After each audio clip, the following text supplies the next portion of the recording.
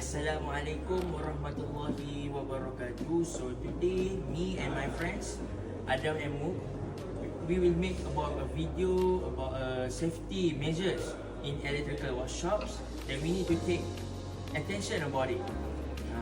So it can ensure our safety and also it can avoid our casualty.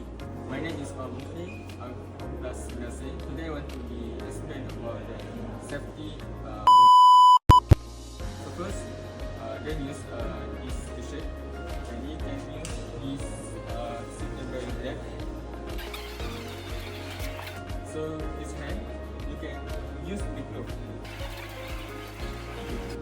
After you use the glove, and lastly, you must use this helmet.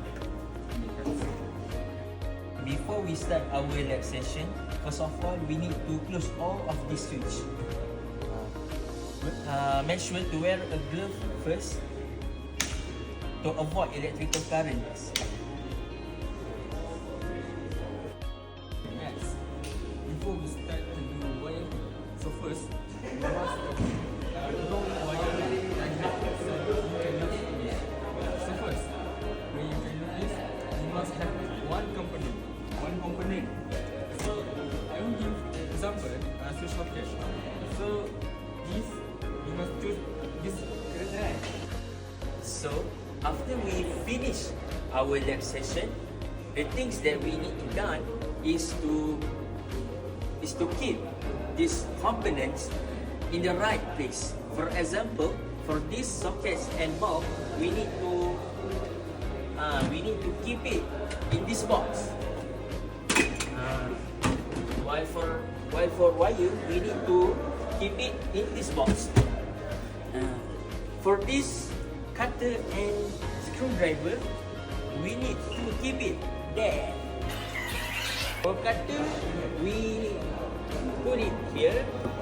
While for the screwdriver, we put it here. Okay.